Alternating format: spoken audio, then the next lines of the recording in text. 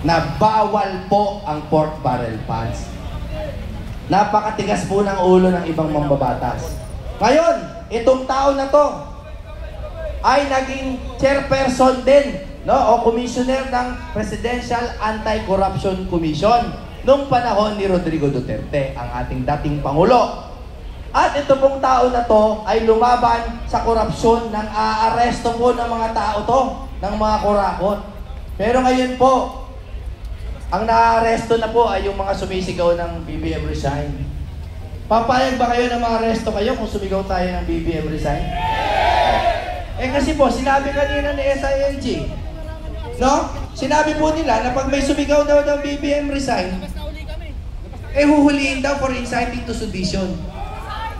Eh, kahit sino pong first year student ang tanongin nyo kung inciting po ang BBM Resign o kung sino man resign, sasabihin nila mali yan. Ang daming sumisigaw ng Sara Resign na. Nahuli ba yan ng inciting to sedition? Oh. Eh kaya nga naghahanap tayo ng patas na gobyerno. Pero para safe tayo, wag na lang natin isigaw ang BBM Resign. Wag natin isigaw BBM Resign. Ano ang bawal sabihin? Ano ang bawal sabihin? Eh, mahuhuli kayo. Ano ang bawal sabihin? Oh, sige, bahala kayo. Okay. Ngayon, tawagin na po natin ang dating chairperson ng PACC at ang tao po na matagal nang lumalaban sa korupsyon. Ito po ang ating chairman na si Greco Belhica.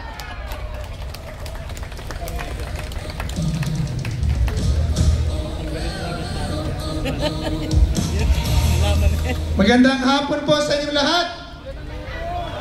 Taas ang kamay na nagmamahal sa bayan. Unang-una po, nagpapasalamat kami, ako, sa pagpunta nyo rito, sakripisyo at paninindigan para sa bansa. Kakaunti na po ang taong ganyan ngayon. Maraming natatakot dahil yung gobyerno nananakot. Sinasabi ni Attorney Jimmy kanina, lumalabas na ang titigas pa rin ng mga mukha at puso at sinasabi na tayo daw ay nagrarally para sa gobyerno. Sino ba ho pumunta rito para kumpihan ng pagnanakaw na ginagawa ng gobyerno? Asa kamay? Wala! Kaya tayo narito ngayon dahil yung pera na ating binabayad sa buwis, ginagawa nilang pork barrel, tapos ilalagay sa mga ghost project at pagkahati-hatian para sila yumaman at tayo naman malunod sa baha. Natuklasan natin ito noong ang Pangulong Marcos nagsabi na 5,500 flood control projects na kanyang naipagawa. Kinabukasan, nagalit ang Diyos, nagpadala ng ulan, bumaha. Kaya tayo nagagalit dahil nasa napunta yung daan-daang milyong pera na dapat ipinagpagawa na mga flood control sa mga proyekto na punta sa kanilang mga bulsa. At ngayon, yung pinakakatiwala nilang tao, Batman, operator, chairman ng Committee on Appropriations ng Kongreso, ay nagsalita na 100 bilyong piso ang binigay niya kay Presidente Marcos at kay Speaker. Ngayon, imbis na sagutin ng detalye, ano itong sinasabing izaldi ko? Bata mo! Imbis na sagutin ng detalye na hindi totoo yan, ang perang yan ay napunta dito. Ito ang ebidensya. Ayoko nang pansinin yan, and I don't even want to dignify the statements of Saldi ko. Hindi po yan ang hinahanap nating sagot. Ang gusto nating malaman, nagnakaw ka ba o hindi? Ang gusto nating malaman, pinagtaksilan mo ba ang Pilipino o hindi? Sinabi mo, paglilingkuran mo kami. Sinabi mo na bubuuin mo at iluyunay mo ang bansa at aangat sa kahirapan. Daw siya na mag-insert ng 100 bilyong piso at para pakinabangan nyo ang 25%, 25 billion pesos. Kaya naghihirap ang Pilipino dahil ang mga negosyo nag-aalisa, nagsasara. Kaya walang trabaho ang tao. Dahil grabe ang korupsyon. Magdadala ka ng negosyo, mamumuhunan ka, hihingan ka ng 40, 50, 25% na lagay. Bukod pa, dun sa ninanakaw nila, sa pondo mismo o buwis ng bayan. Yung mga namumuhunan, umaalis ng bansa. Kaya ang Pilipino, walang trabaho. Walang pera. Naghihirap, binabaha. At ang yumayaman lang sa Pilipinas, puro mga korap na politiko.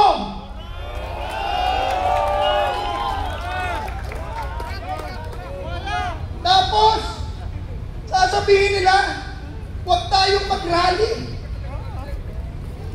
Mga kababayan, ang sabi ng saligang batas, ang kapangyarihan, lahat ng kapangyarihan ng gobyerno nagmumula sa tao. Ang pinakadahilan ng kanilang pagkakaupo sa gobyerno dahil ibinoto sila ng tao. At ang kapangyarihan yan na ating pagpili sa kanila na iboto ay kapangyarihan din na pwede natin bawiin ang ating tiwala sa kanila. Naintindihan po, the power to elect brings with it the power to reject.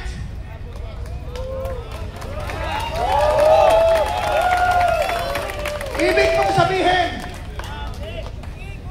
kung pagtataksilan mo ko, break na tayo. Parang shota lang yan di ba? Kung wala nang tiwala ang tao, wala na kayong mandato. Wala na kayong kapangyarihan. Dahil yung sinabi nyo, niloko nyo kami. Kaya dapat ibalik ninyo ang lahat ng inyong ninakaw at ipakulong ang lahat ng nagnakaw.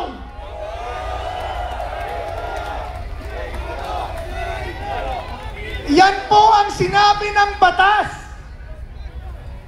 At kung meron kang hiya at natitirang dignidad sa iyong pagkatao, kung wala ng tiwala ang taong bumoto sa iyo, umalis ka na dyan!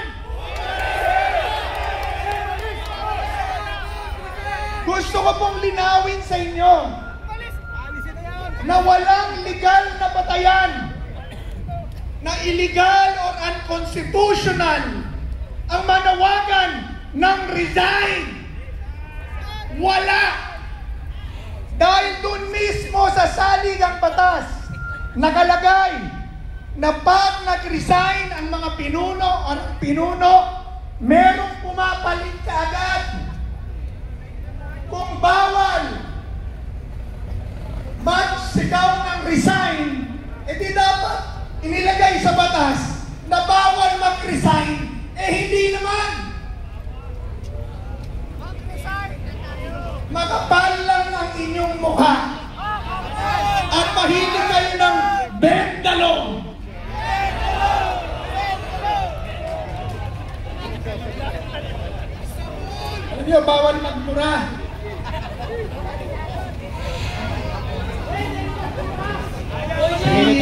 nagmumura. O hindi, pastor ako. Pero mga kapatid, mga kabayan, hindi rebellion, hindi sedition, ang pagtitipon at pagsasalita ng ating nararamdaman at kung ano ang nasa ating mga isip at pagpoprotesta sa korupsyon sa gobyerno. Ito po ay hindi rebellion, subalit isang reforma para sa bayan na sinira na nila. Ang ating protesta ay para ipanumbalik ang kaayusan ng isang pamahalaan na magpapatakbo ng isang bayan para ang bawat Pilipino, pati anak ninyo, lalaki na may pag-asang umunlad dito mismo sa Pilipinas. Subalit, imbis na gawin ang kanilang trabaho, imbis na pagsisihan ang kanilang mga ginawa, nagtatakipan pa. Pinatatahimik ang mga witnesses. Nasaan na si Orly Gutesa? Pinatitigil ang mga pagdinig. At pag ang itinuturo, DPWH contractor, DPWH district engineer, DPWH secretary at mga contractor, agad pinaiimbestigahan, agad pinauhuli. Pero nung nagturo na si Sandy, na si Bongbong at si Martin, teka muna, paimbestigahan natin yan at magkaso muna kayo. Samantalang nung naglabas ng destabilization list or chismis list, si Montulfo, alam niyo yung destabilization list? Chismis list yun. There's no such thing. Nagtrabaho ako sa gobyerno, walang klaseng destabilization list na tinataalang mga sundalo yan. Meron lang mga tao na binabantayan pero walang listahan. Kaya ang tawag ko ron, chismis list. Nung maglabas ng chismis list, ang isang pribadong tao, kagad pinaiimbestigahan ng palasyo sa AFP. Samantalang, nung magsalita si Saltico, Bagman, tao nila, most trusted, chairman ng Committee on Appropriations sa Kongreso, hindi natin alam, unti-unti pala nilang ibinalik ang sistema at ngayon, lumikha na ng mas malaking monster na ang tawag natin ngayon, flood control scandal. Bawal na ang insertion dun sa ruling ni Pelica. Pero ngayon, bilyong-bilyong piso ang ini-insert sa budget. Bawal na, ginagawa pa. At nais ko pong ipaalala sa inyo na pag binasa niyo ang kasaysayan na sa tuwing pinagtataksilan ang taong bayan, tumatayo ito upang ipaglaban at bawiin ang kanyang kasarinlan. At sa isang mapayapang pagkakataon at pamamaraan, napapaltan ang namumuno sa kahit na anong bansa. Nakita natin noong 1986, nagtipon-tipon ng mga Pilipino, napaltan ang Rene Marcos Sr. Nakita natin 2001, nagsama-sama mapayapa ang mga Pilipino, napaltan ang korap na pagpresidente. Nakita natin sa Chile, sa Indonesia, at sa iba't pa parte sa Amerika, tuwing nagtitipon-tipon ang Pilipino, ang tao, nagkakaroon ng pagbabago. Kaya po tayo ngayon, bilang pangwakas, yan pong ulan na yan ay padala ng Panginoong Diyos para tayo'y pagpalain dahil bibigyan na tayo ng katagumpayan ngayon. Mga kabatang kababayan,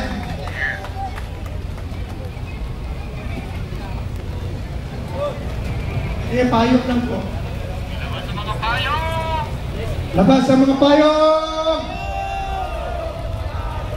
Mahilig ka mga crocodile sa ulan.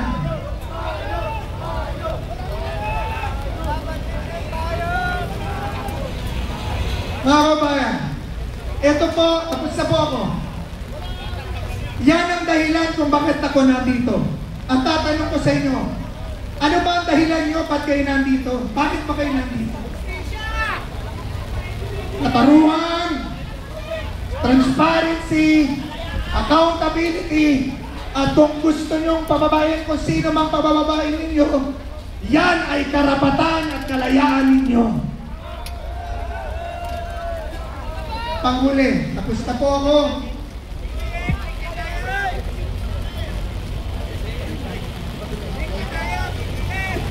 Break na tayo, BBM.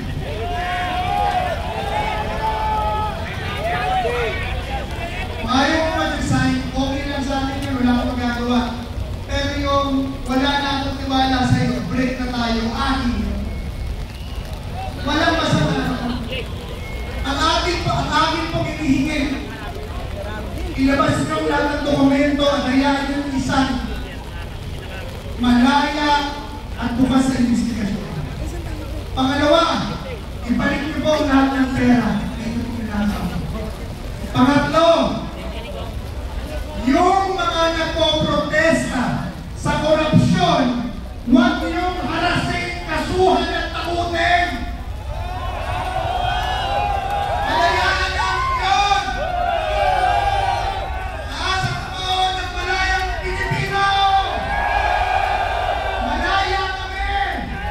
Sa aming isip, puso at bibig! Huwag mo kaming tigilan at hayaan namin ito. Ito po, gusto kong pakiusap at naririnig ng ating mga kasundaluhan. Ako po ay isang sundalo. Ako ng national hero na sundalo. One of the most decorated Philippine soldiers in the Philippines, Colonel Antonio Batna.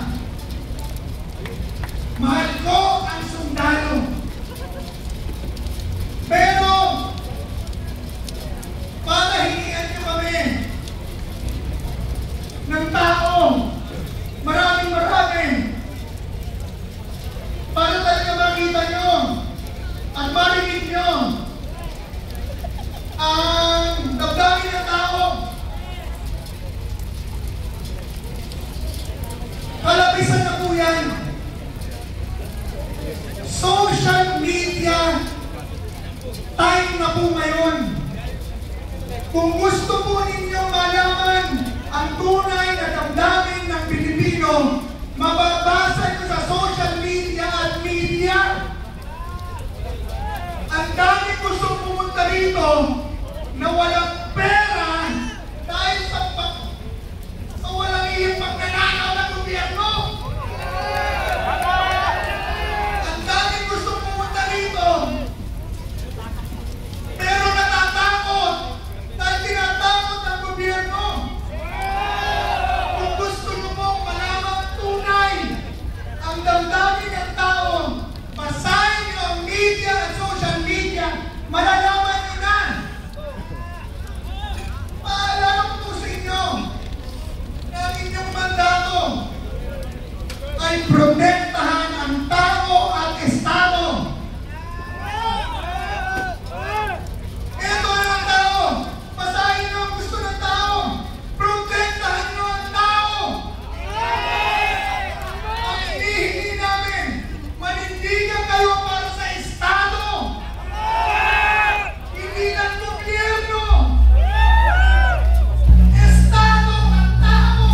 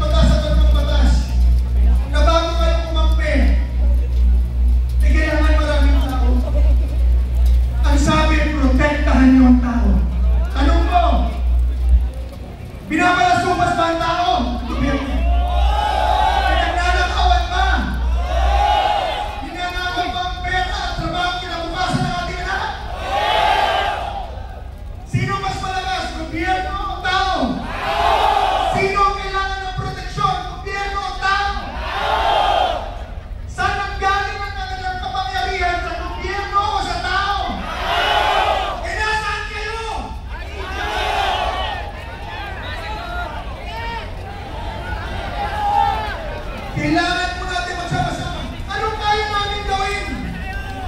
Tinatakot ng mga huli. Hindi namin tinatakot eh. Kayo, meron kayong tungkulin. Naglilingkod kayo sa bayan, pinagnanakawan din kayo. Sana po, pag-isipan niyong mabuti. Hindi ko sinasabi na may gawin kayong iligal. Ang hinihingi ko po, gawin niyo ang iligal. Pagpihan niyo ang tao. Pagpihan niyo ang estado. At tawagin niyo mali ang mali. Kung mahal niyo na talaga ang bayan. Mga kaibigan, huli na. Manalangin po tayo. Ang laban natin ito, mabigat to. Laban ng gobyerno, laban ng presidente. Hindi natin kaya to kung tayo-tayo lang. Pero pag nanalangin tayo at kumilos ang Diyos para silang mga gulaya na babagsak sa harap ni David. Ang Diyos po ang ating pag-asa. Sa Diyos po tayo mananampalataya. Liwanag, wala tayong illegal na ginagawa dito. Wala. Kahit anong reliyon, kahit anong kulay, iisang Pilipino. Manalangin po tayo. Panginoong Diyos, ay po lahat ay pumili. At sa iyong puso, talagang tumawag tayo sa Diyos. Panginoong Diyos, na may akda at hari ng langit at lupa. Ikaw ang makapangyarihan sa lahat, at tunay na pinuno ng lahat ng bansa. Lumalapit po kami at humihingi ng tawad sa aming mga kasalanan. Lumalapit po kami at humihingi ng tulong para sa aming bayan. Panginoon, parusahan mo ang mga magnanakaw at abusado sa gobyerno. Alisin mo sa pwesto ang mga tao na nanggigipit at nagpapasira ng mga magnanakaw. Bigyan niyo kami at ang bawat isa ng proteksyon at katalinuhan at lakas ng loob at gabayan niyo po kami. Dalangin namin o Diyos na konsensyahin niyo ang mga nanuuno at gawin nila. At sila ay magbitiw kung kinakailangan nilang magbitiw. At hayaan na magkaroon ng pagkakataon ang aming bansa na magkaroon ng bagong kaayusan na magpapaunlad sa ating buhay. Sa iyo kami mga sa Panginoon, lahat ng tao rito, wala pong masasaktan, walang magkakasakit, walang mamamatay. Ang pulis at sundalo, inyo pong ingatan, pagpalain, bigyan ng katalinuhan. Wala po kami inaaway, kami po ay nagpuprotesta sa Manila. Salamat sa pagkakataon na dinihiling namin ang ulan na iyong kapitid at paramihin ang mga tao na magpupunta nito. Sa pangalan ni Jesus, lahat ay may sana. Amen. Amen. Maraming salamat po. Buhay ang Pilipino. Salamat po, ex-chairman ng PTCC, of course, Rego Belcha. Maraming salamat po.